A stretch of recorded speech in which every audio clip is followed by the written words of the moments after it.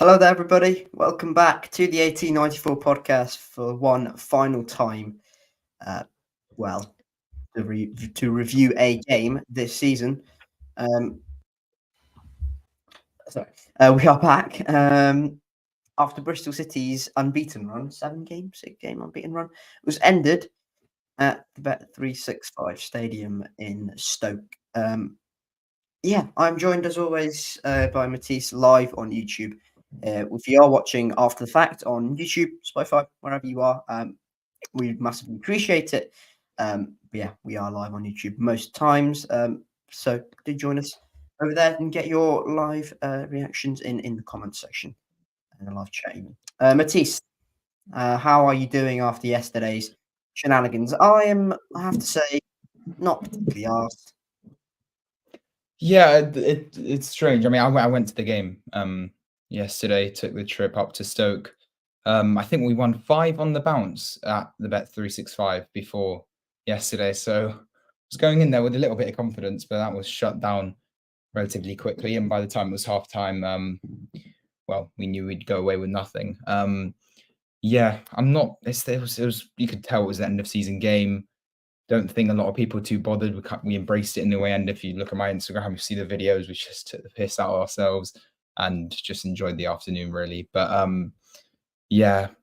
we were really poor. But then again, I think shouldn't take away from our positive end of the season. That run of 7 unbeaten run, lots of clean sheets. I mean, we conceded 2 and 7, and now we just went on and did 4 in space of like 48 minutes. I think we can quickly move past this game and forget about it relatively quickly because not one to remember as well. But a first time that we got battered in a while. Yeah, when was the last time we conceded? Well, lost by a 3-goal margin. Man City, but I wouldn't count that. Counting Man City as a big loss. But before that, it's been a long time.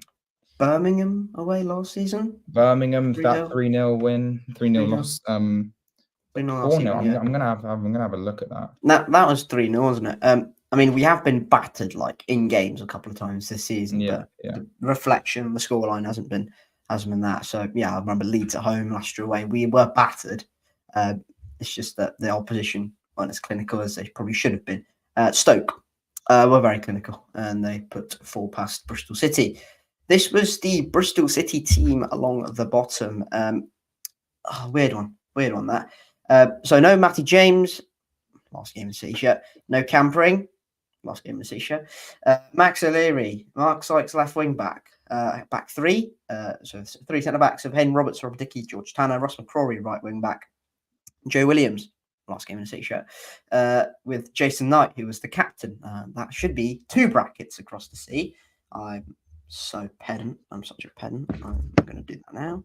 There you go. Jason Knight, who's the captain in place of Matthew James. Scott Twine, last game in a City shirt, on the left. Anderson Metty and Tommy Conway, last game in a City shirt, up top. I'll get your thoughts on that City team in a moment. This was the Stoke City team. It was Danny Iverson in goal, Keon Hoover, Ben Wilmot, Luke McNally, and Ender Stevens as the back 4. Jordan Thompson and captain Josh Laurent as the central pivot.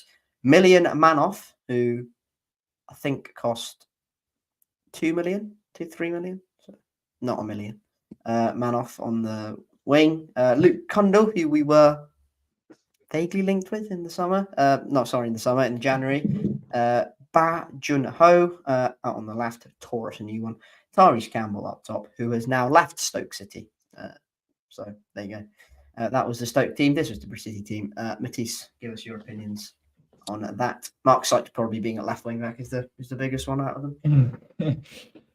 Strange one, but obviously Pring and Matty James were out with injuries, and I think both undergoing surgery for a hernia problem, which is what I heard from Manning, I'm pretty sure. Otherwise, a pretty normal lineup. But instead now, we had Annis and Twine starting there. Not too many problems there. Taylor Gardner, Hickman, and Viner on the bench again. Obviously, they came on, and then the rest. And Morrison again on the bench, and like LaBelle. Otherwise, pretty normal lineup. But yeah, in terms of Stoke, I mean, we'll get through and talk about their players, but particularly, I mean, Kundal obviously 3 goal contributions, but John Ho Bay was incredible, I thought, and like you said, he ripped us apart, and you could just see he was a big threat going forward. But yeah, strong team, but they did beat us at home. We'll remember that 2-0 lead that we threw, but went into there, and it started terribly. Well, actually, before that, we took the lead, but it was disallowed. The goal from Scott Twine. Do you want to talk us through that disallowed goal? Yeah, so it was on the opposite side for us, but I'm looking through it again, and it's the initial ball from Anis that goes to Tommy Conway. It goes through Twine's legs, and then Conway squares it back for Twine to finish it off. It's flagged offside, and there's been controversial around it. I haven't seen the replay. I'm looking back at it again, but when you pause it, when Anis passes it, he does look fractionally offside because he's just on the line of the penalty area. It's tight. Do you think VAR would have ruled it out? That's you need a really good angle for that, but they definitely had a look at it. I'm trying to pause it at the exact time, try and do my own little VAR. But that's the thing. We like you said, it was obviously a terrible game, but there was another chance as well. But like chances like those, like just a centimeter, it changes the whole game really, because then we have a lot more confidence. Because at the start, like every game, it's usually tight. Looking on it, it's tight, but I think he is just about offside because the Stoke defender on the left is just a bit more forward, but tight one. Bit unlucky, but it was that was the one bright build-up play, I'd say. It was nice from Twine to let it go through, but offside in the end. That was early on as well. Let's talk about the Stoke goal. First one of the night, afternoon even. Yeah, just if that was game week 23, that wouldn't be happening. Put it that way. I'm watching back again. It happened in front of us, and yeah, that was one of the worst defended goals I've ever seen. Yeah, and like you said, you could tell it was end of season game. Once the goals started flooding through, you could tell we were switched off. It's just so easy for them watching again. Just pokes it forward. I think Tanner gets a touch on it, and then it just rolls past O'Leary. What is that, 25th minute? And yeah, just frustrating, really poor goal. Just really, everyone's turned off, really. We had about 5 players in the box more. And yeah, just pretty easy for Stoke just to find their way through. Yeah, I'm just seeing a replay of it now. And that, yeah, I mean, is it Joe Williams, isn't it? Is it Joe Williams in that moment? No, it's George Tanner. Maybe can he do it a little bit better? You know, he just kind of sticks a foot out and the ball goes through to Kundal. Is it Kundal gets the opening goal? Can he do it a little bit better? Possibly. But yeah, it's a good ball from Manoff to pick out Laurent. And yeah, not like what can you do in that point at that moment? 1-0.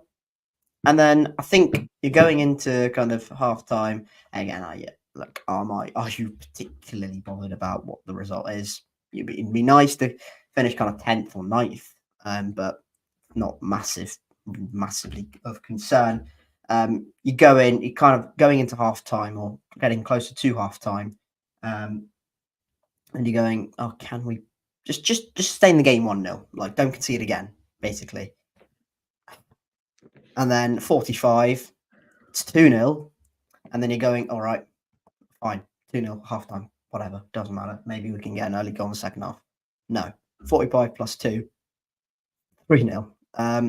Yeah, talk us through the second goal then. Well, just before the second goal, there's a couple more chances. I have to say, Twine needs to be finishing this chance. Was at the far end. It's a nice ball through as a one-on-one. Keeper saves it, then it bounces back, and then we make a fumble of it and miss that opportunity. Which again, 1-1, anything changes, and then the Bay guy on the left wing, number 22, he also hit the crossbar to nearly make it 2. But yeah, that second goal, just getting up now to remind me. I mean, it's a brilliant finish, I have to say. But Tyrese Campbell, it was 45th minute. But again, I think it was the goal where we've cleared it, and we played way too many long balls yesterday. It was just really poor. I felt like we lacked all sense of creativity and just launched it up. And then I think Tanner loses it, and I think it was launched to Anis, and then he's just never going to win that header. And then I think it's just one pass played through to Tyrese Campbell. It's a one-on-one against Dickey. Dickey kind of just half beaten, shows him on his left foot, and he just leathers it top left. And Max O'Leary doesn't really have a chance. And 2-0. He barely celebrates. He just walks as well. It's a bit strange. I didn't think it went in at the first point, because I think it's because he knew it was his last game in a Stoke shirt, so he didn't. Yeah. Bittersweet maybe. Okay, at that point you're going 2-0, whatever, fine, just get in halftime 2-0. You know, as I said, early rally might get a point. So do what they did to us at our place. No. 3-0. Hayden Roberts overcommits. Keon Hoover plays it. Doesn't even play it over him, just plays it right through him. And Million Manoff he can run to Bristol and back with the space he has. And it's really, really bad from Roberts. It's been brilliant, but defensively caught out in that scenario. Manoff has acres of space, runs into the box, finishes on his right foot, past Max. Right foot? Is that his right foot? I think Max should be doing a little bit better there, in my opinion. Like it wasn't a bad shot.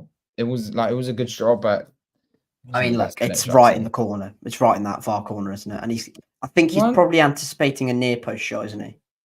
Yeah, I can see it. But from Roberts, is really poor. He just switches off, doesn't follow his man, and then out 3 goes. Have they tested the wingers? We don't advocate of anything of the sort. Just quickly, just to put that out there. I'm sure Million Manoff and Burgeon Ho are brilliant players who just tore us a new one on the day. No, Burgeon Ho, I don't know about him though. He was a bit too good. He was a bit too good, right? Yeah. He has been good all season, according to Stoke fans. So, yeah. Did he score against us in the home match? I don't remember. No. Don't think so. But yeah, way too easy. You just got to follow your man there, and then finishes it off 3-0. Like I said, at 1-0, I was just hoping, we'll take this at halftime. We've been absolutely horrendous, missed a couple chances. 3-0, game settled at halftime, and I mean, it's not like any of the fans have anywhere to go, so we just embraced it. Sung Stoke's chance for them, really, calling us ourselves all sort of stuff, and we're saying how shit must you be, it's only 4-0, all that good stuff. Right. We've lost the ball chance started, and they were poor though, I have to say. The Stoke fans, they're 4-0 up, weren't too loud, but no, we made the most of it. But half time 3-0, we're like, go on, sub on Andy King at half time, maybe he'll grab us a hat-trick for a point. But terrible half. And you could tell last game of the season really had nothing. 3-0, you're going. Can you just, I don't know, have some sort of respectability on the scoreline, maybe? Kind of, I have no idea. I've lost my train of thought. Can you just get a goal, maybe, then maybe get another one? Yeah. And then perhaps go and do something miraculous. No, 48 for 4-0. To be fair, it's a ridiculously good finish from Million Manoff, isn't it? It is incredible. It's incredible. And even though we were at the other side, the view, you could just see it leave his foot and just curl into the top left, and yeah, Max had no chance. And at that point, I was also like, okay, let's not make this scoreline even worse. I was worried that it could even go 7-8, and it'll be one of the worst losses that we've had. And I just checked. Last couple big ones was that 6-2 loss away at Fulham, which is a 4-goal difference. No, that doesn't count. Loss. No, that doesn't count. 6-0 loss Fulham. at. That doesn't well, count. yeah, That's that was Fulham. that Fulham season. Look, I mean, if you're playing against Alexander Mitrovic, Harry Wilson, who else was it? Ivan Cavallero, whoever it was for Fulham, right? It doesn't count. Doesn't count in my opinion. The 6-0 loss though against Watford in lockdown, that was the again. Dean Holden doesn't count. Doesn't count. It's still doesn't count. Loss, but you could call that. Yeah, if you're right, no, I'm sorry. If you're lining up with Riley Towler at left back against Ismail Assar, just doesn't count. Just doesn't count. Anyway, yeah, he takes it. It's well far out the box as well, and it's just a screamer, and that puts any little doubt of a comeback out of the question. Even if we thought we could somehow nick a point. But yeah, that what's the number 42's name now? I forgot. Million Murnoff. Yeah, he was incredible that game as well. And then yeah, Stoke knew they've won it, and the game kind of went a little bit flat. And I thought, okay, come on, let's just get a consolation, something to cheer about, to go forward. So I think we looked like we were gonna go for a bit more. We looked like we were trying to bring attack, because obviously Stoke were just putting their foot off the accelerator a bit. But we still had nothing. The quality was really poor. And as much as I love Naki Wells and what I've said to him, I mean, we'll go on subs, but when he came on, he was so poor. And I hate to say it, but I have to be honest, they're just misplaced touches and just lack of composure on the ball. And no, but it wasn't just him. I just thought, yeah, everyone, it wasn't great. And it's looked a bit of a threat, but otherwise, yeah, really had nothing going forward. We barely had any chances, only a couple near the end of the second half, but yeah, otherwise nothing. Should we just move on to player ratings, because I can't really be asked to discuss all the game? I mean, that was about, they had the crossbar again with a shot. They had 2 crossbar shots.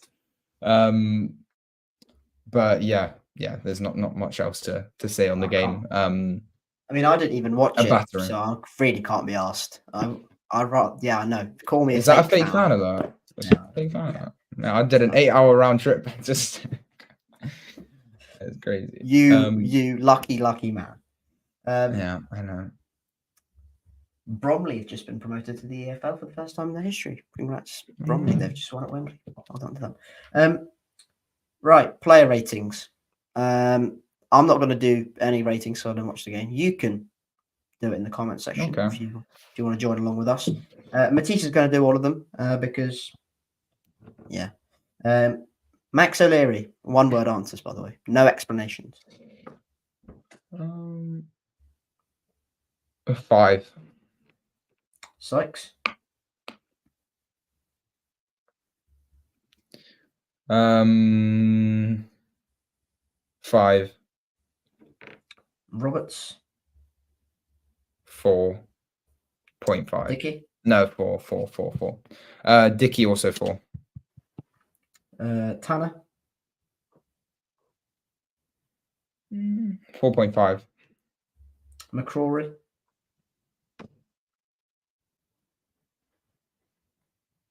5. Joey Williams? 5 as well. Jason Knight? He wasn't horrendous as well. I'll go 5.5. Hannes Mehmeti? 5. Scott Twine? Scott Twine. No, I'm gonna say a bit of a few words on this, because even though how poor we were, I still think he created the most with a couple passes. A couple of them were still misplaced, but I was a bit on the back of him in certain games, but I still think it's massive if we can keep him. But we'll see. For him, I'll go 5.5. Tommy Conway, as his final 11. 5. Now moving on to substitutions. Harry Cornick. He tried a little flick. I got a video of it as well. He tried like a little backflip from across from Anis, like a little touch to put it in. And then there were also a group of guys who both all had Cornick shirts and then printed Cornick masks. Yeah. And then at the end he gave the shirt to them. They got the picture with Cornick before the game, I think. Yeah, exactly. And he gave them the shirt at the end as well, which was pretty nice. But Cornick 4.5. Naki Wells. I was so disappointed, man. I really wanted him to do well because I thought he had a strong end to the season. But will this be his final game in City shirt? I think he'll stay next year, and then just when his contract ends, he'll be off. But I reckon he'll still be here. He was actually really poor for Naki. Zach Viner. What was the point in throwing? What was the point of throwing him in? Like, seriously, I didn't watch the game, but seriously, what was the point in just throwing him in when we're 4-0 down? 4-0 down? Not make it even worse. Yeah, well, we were 4-0 down then. But still, he's just back from injury. Yeah. Good to see him back though, and he did look okay. Wasn't bad. He created a bit more stability. We didn't concede when he was on, even though Stoke weren't really going for anything. But 5 point. He didn't do anything wrong. I'd give a 6 because technically he didn't really do anything wrong. Gardner Hickman. Good to see him back as well. I didn't really notice much of him. I'm going to be honest. I'd say 6 as well. All right. Manning. 5.5 for Gardner Hickman. Oh, you've forgotten about one last substitute. No, I didn't. I discounted Andy King because he came on the 90th minute. No. We're giving him a 10. We're giving him a 10. All right. Fine. For his last game. All right. We'll say a few words on Andy King later on in the podcast. Liam Manning. Liam Manning. Not just because the fact I know it's the last game of the season, but I felt like he had that mentality that we saw throughout the last 7 games that we're still going to go for it and end the season on high because we knew before we started that unbeaten run that we were out of it anyway. So for yesterday, that's a 3, I think, because we really had nothing. That is Matisse's and he should have brought Andy King on earlier. Should have brought Andy King on. Should have started him. That was Liam Manning's player ratings. Not Liam Manning's player ratings. Matisse's player ratings. And player ratings on Manning and ratings from Manning as well. If you're watching this after the fact, let us know your ratings in the however comment section, chat, whatever it is, whatever format. Just quickly then, Andy King, he announced his retirement on Friday. He will be retiring at the end of this season. So now, he joined us in Nigel Pearson's first summer, didn't he? Right after the lockdown. Yeah, the lockdown season where I think the season where we finished 17th. He joined us. That was his first full season. Signed a 1-year deal then. And to be honest, hasn't really let us down. He's been a really good professional for us. I'm actually quite a little bit sad to see him go. I'm not sure he'll be a particularly. I don't want to sound snobby about this, but I don't think he'll be a particularly big miss on the pitch.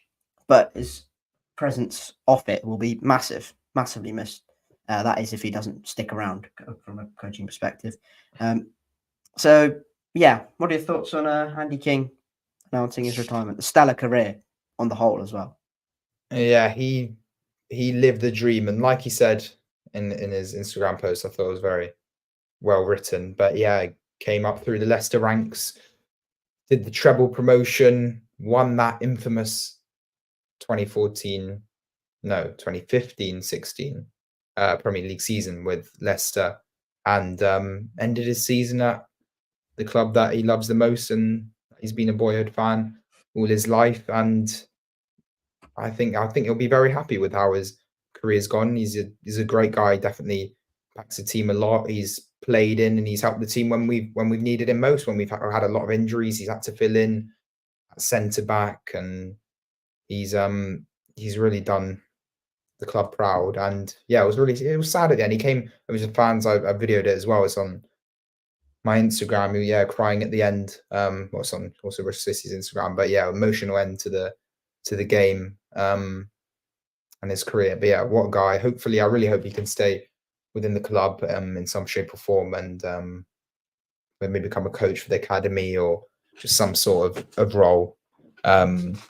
Maybe he will take like a year out and then come back in, or we'll have to see. But yeah, great guy, and yeah, will be missed. Like you said, obviously we're not gonna sound mean, but yeah, on the pitch, it's obviously he's last time, but he has retired now, so that makes it obvious. But yeah, we'll be missed, and yeah, great guy, one of our own.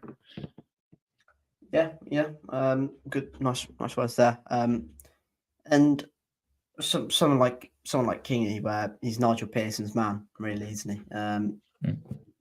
Always think he was always going to find it tough to kind of stay in the first team regardless of age, anyway. So yeah, kind of sad to see him go, but I think the right time. And he said he wanted his last game to be in a Bristol City shirt, so perfect time to go out, isn't it? Yeah.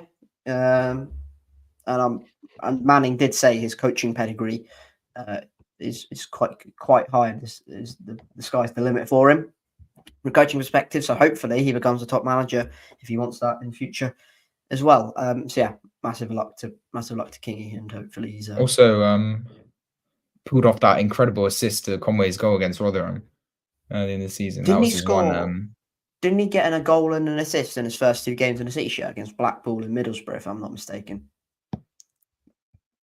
In his first 2 games in a City shirt, I think he got an assist against Blackpool, where it's a ball in for Chris Martin, and he got a goal against Middlesbrough from a set piece, I think. So, yeah, he scored in a City shirt as well. So yeah, he's got 1 goal for us. Yeah, that was Middlesbrough, I believe. Yeah. Yeah. So massive luck to Kingy. He will be missed around the dressing room. And if we're going from a kind of selfish, snobby point of view, from a City perspective, he's going to be missed. Experience is going to be hard to replace. You can't just buy experience. And then obviously, simultaneously, Matty James, Joe Williams, people like that who are experienced in their own respect, might be out the door at City as well. So you never know. This hopefully doesn't hamper us too much. Although on a footballing perspective, makes sense, doesn't it? Yeah, good luck to Kingy, and no bad words to say about him. Top professional, and a lot of fans wherever he's been to. Really, he's been very, very well received. Not one of those guys where he's going to throw his toys out the pram, even if he's wanting to leave. Unlike certain players. So yeah, massive props to Kingy on his career, and some seriously good achievements. I think he's the only player actually to win all 3 divisions with the same club, or something like that, with League One with Leicester, Championship, and to the Premier League, which is just ridiculous. And he's played in Europe as well, so what more can you really ask for? And yeah, massive luck to Kingy, and yeah, hopefully see him around. So that is it on King. Anything else? Do our quiz to end it off. I mean, we will have a end of season podcast to follow soon, where we'll talk about, well, in maybe in depth, like our awards that we give to players and just our overall thoughts going into the summer transfer window. We can do a little quiz. I mean, we could talk a little bit about players leaving. I think it'll be a very interesting transfer window, because it will really change a lot with who we keep. I've said this, well, I've thought this as well for the last few weeks, that if we manage to keep Conway, Williams, and Twine, and Matty James has been offered as, I'm not sure if he's been offered as well, a contract. I think he might have been. He has, yeah.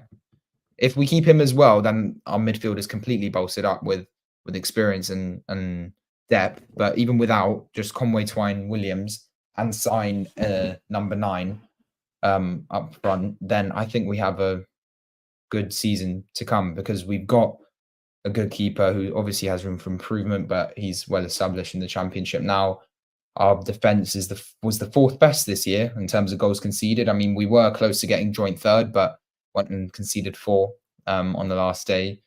But yeah, 4th best defense in the league is very impressive, considering the lack of depth we have there as well.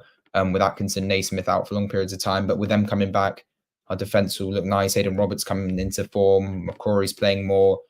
Tanner, Pring, if he stays. And then the midfield with Gardner, Hickman, and Bird, and Knight will look great. And if Williams stays, and then Max Bird, yeah, exactly, stinks of his £25 million left centre defensive midfield. It just stinks of it. That'll be an interesting game though when we play Derby. Away. I don't know. I feel like that because they were not happy. And because they do not like us. I don't think. Yeah, no, they don't. Yeah.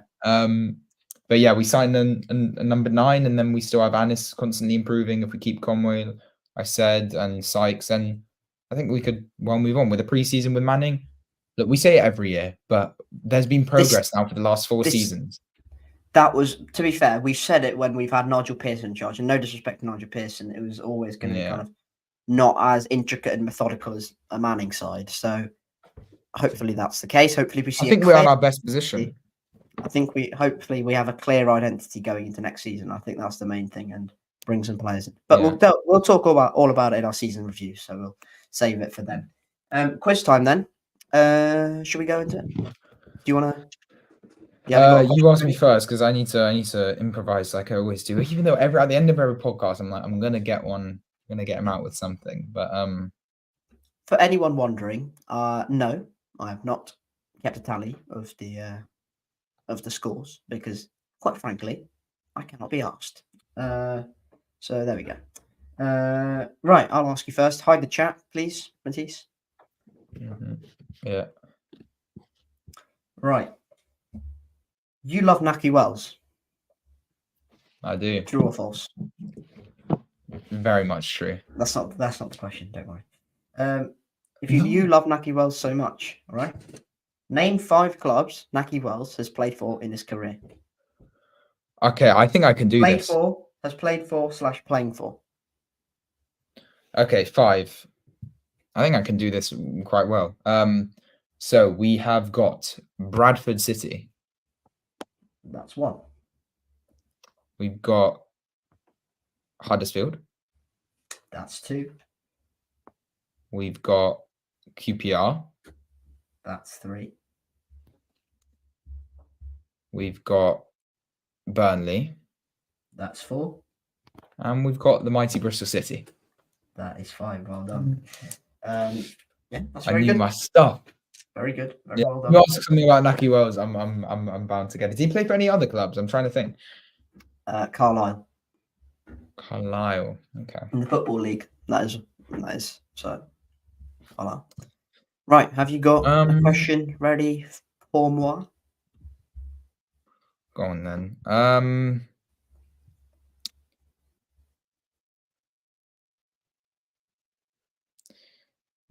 I'm gonna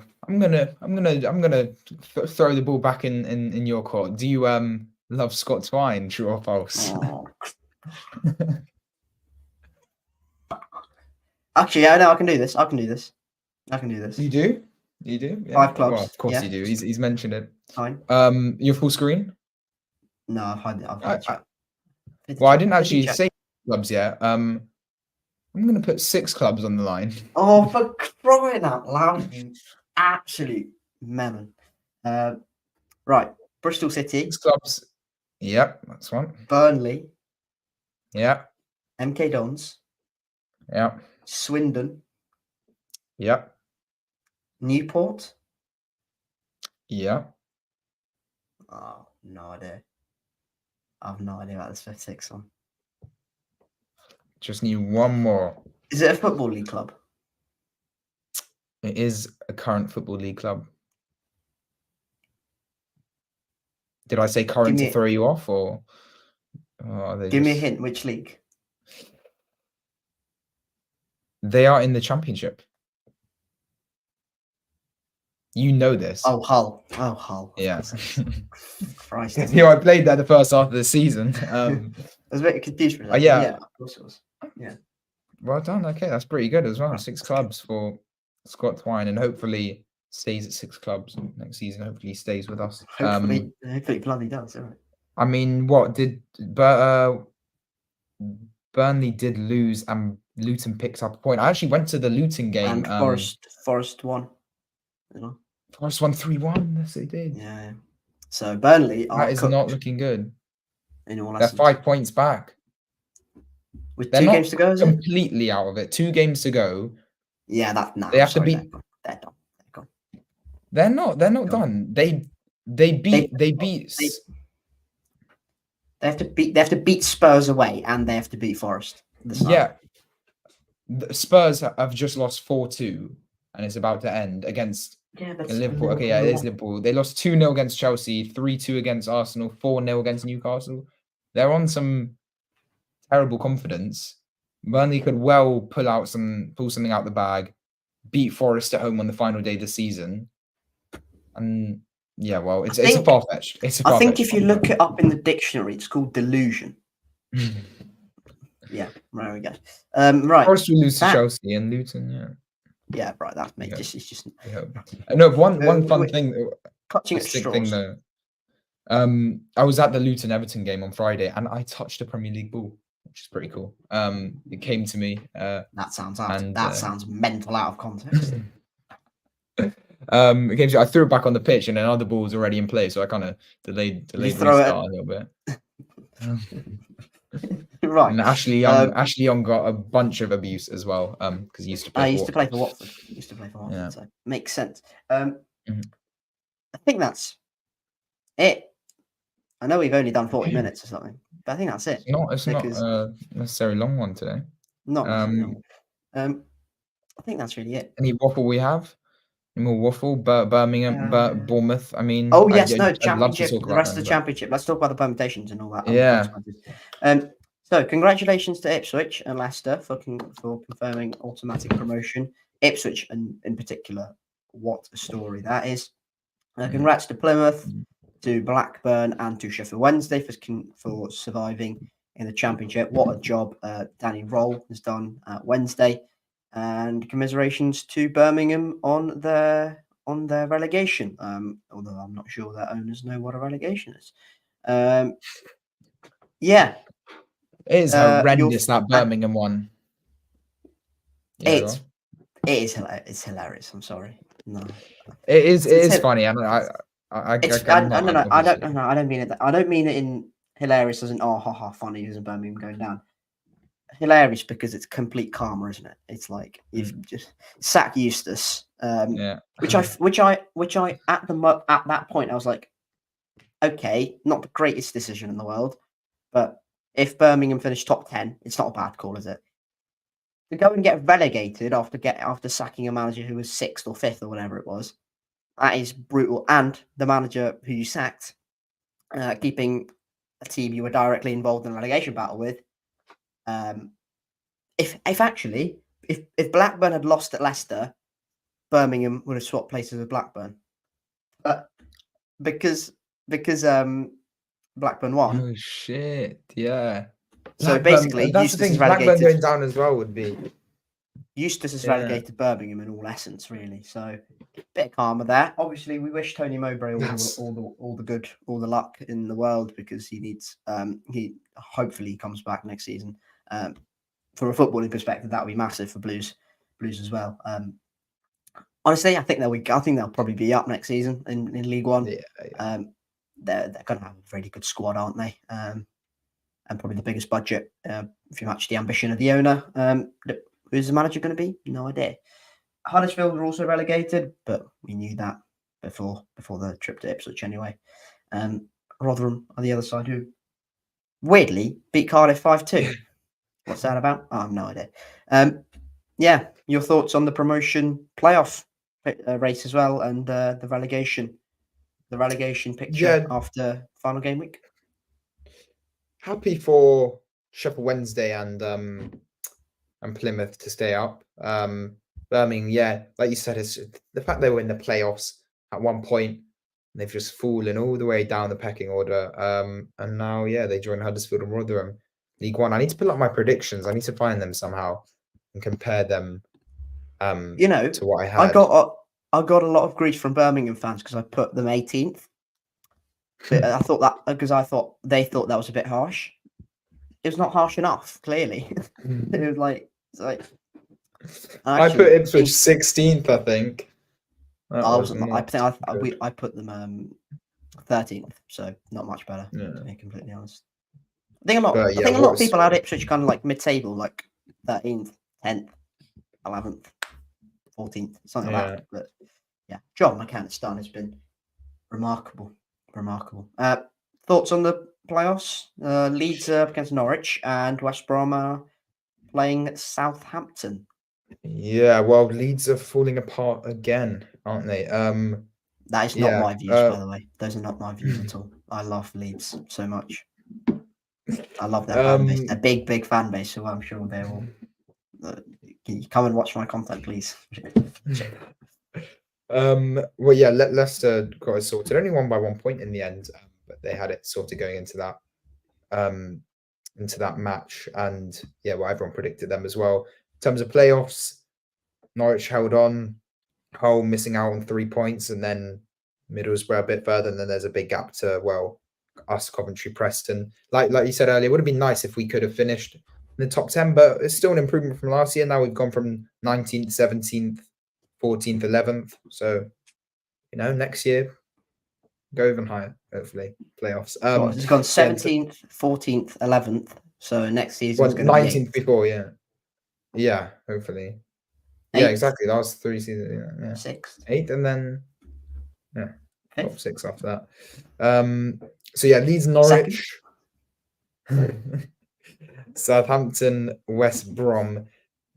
It's going to be interesting. I think Leeds will be very disappointed, obviously, if they don't manage to go up. But Southampton as well, big shouts. I think it will be a Leeds Southampton final at Wembley. You think? Yeah. I mean, they are obviously the favourites, but I think they can do Southampton to just beat Leeds on the final day. So anything can happen in that game, and that'll be interesting. Southampton have done the double over Leeds, the only side to do it. I'd say my prediction for the playoffs is Southampton to go through, I'd say, and then Leeds join us for another year.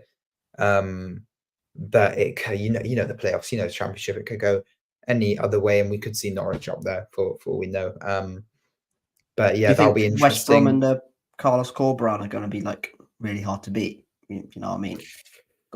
They've got some good quality within the squad, but Carlos Corberán is just going to set them up in a really tough manner to beat. Yeah, I can see that.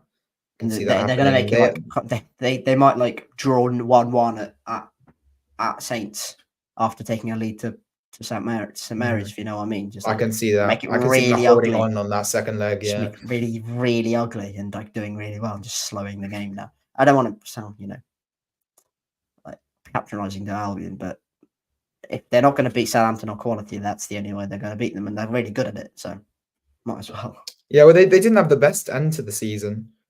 Only 2 wins in their last. Momentum's massive in the playoffs, especially if you're fourth especially if you're 5th and 6th. It's massive because if you're inferior on quality compared to Leeds and Southampton, then you have to make sure you have some momentum. And Norwich have momentum, and they're going to make Carrow Road. I think they'll probably beat Leeds at Carrow Road. If I'm brutally honest, I think that'll be massive. I'll ask for Leeds to go to Carrow Road and win. But if you don't have momentum going to the playoffs and you're 5th and 6th, then that's a massive disadvantage already, because especially this season where the gap from 3rd to 4th is a cliff edge, and from 4th to 5th is an even bigger cliff edge. It's going to be massive for Norwich and West Brom to take momentum in. West Brom have had the playoffs locked in for a while, but they've just slipped away, and maybe that win against Bristol in the final is just what they needed. Yeah, I think it was a good win. Yeah, I think that's Other it. than that, In terms of teams joining us next year, we well, yeah. have obviously Derby. Well, it looks like it And will be Bolton in the final. yeah, they did get that 2-0 3-1. advantage going into 3-1 2-goal advantage going into second leg. Yeah, it'll be interesting. I'm excited for that Derby game. And then we've got Portsmouth coming up. Has Riley Towler been playing a lot for them this season? No, he hasn't. It's been He played in the last game this season. yeah, but that was because they already got the title wrapped up. It's mainly been Shaughnessy, Raggett. Yeah, he's only played Paul. 6 matches this year. It's mainly been Shaughnessy, Sean Raggett, or Regan Poole as the 2 centre backs, but the 3 of them have been playing the most. Regan Poole has had an ACL as well, so he'll probably be in next season if he's fit. Yeah, Derby coming up. They're going to be hard to beat next season. Derby and Poole 1, so they might cause problems for a lot of teams in the Championship. Might be a bit of a surprise. I think both Portsmouth and Pompey and Derby will be 2 big teams coming up. Massive clubs, aren't they? They're 2 big for League One, so I think their fan bases as well are going to be, especially Derby after kind of being screwed over in the Championship last time, having the 21 points deduction, coming back with a new lease of life with David Clowes and Paul Warren and a really good bunch of players and good players as well. Missing Max Bird though.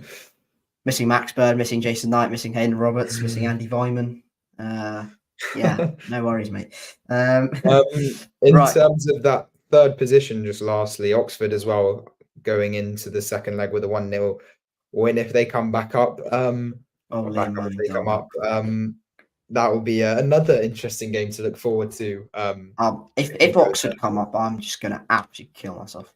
Like, I'm no disrespect to Oxford, but like it's going to be unbearable. The Liam Manning torture. It's just going to be unbearable, isn't it? Oh, we're going to beat Bristol City, and it's just don't. And if they do as well, it's going to be. I can just imagine they get promoted. First game of the season is going to be Oxford at home. Thing is, I watched the first half of the game against Peterborough. Both teams were dreadful. Like, and I'm going to be honest, Bolton are going to romp anyone in the final. Whoever it is, Bolton, Oxford or Peterborough, going to romp them. I expect Bolton to come up 100%. But yeah, it's a really dreadful final. Dreadful semi-final between. No, I understand playoff semi-finals can be cagey, but that was just so poor on quality. Right. I think that's it. I think that's a wrap for the 23-24 season, first full season covering Bristol City on the 1894 podcast. Massive congratulations to us on a wonderful 11th place finish in our 10th successive season in the Championship or whatever it is. We're stuck here for eternity. Well, I everyone. think with the longest serving now because Birmingham's gone down. Preston are equal to us. Okay. Because they came up with us, didn't they? So did they come up with us? Okay. No, they didn't. No, they did. Yes, they did. Yeah. And they came second, didn't they? With the joint longest with Preston. So yeah, thank you everyone who's watched. We'll do a season review in maybe a week or so time. We'll alert you on guys on X, which you can follow us there at the 1894 podcast. And yeah, it's been a wonderful season. One last thing. But, yeah. I vlogged the game yesterday, and I'll try and get that out soon as well for this channel. I was there to the trip up, so beware for that. But yeah, we'll do a season review and all that good stuff. But yeah, thanks for the support. And follow our social medias as well. Yeah, it's been another kind of inconsistent season from Bristol City perspective. 11th place finish, managerial changes, chaos, peaks and troughs, generally fairly middling. Some good moments, Southampton at home, Leicester at home, the champagne moment being West Ham away, some unbelievable nights under the lights at Ashton Gate, some miserable nights under the lights at Ashton Gate. But that's part and parcel of being a Bristol City fan and ultimately finishing 11th in the Championship. we'll see you all for the season review, but we'll predominantly start covering again for next season. See you all then, and hopefully you all have a very good summer, and we'll catch you all later. Cheers.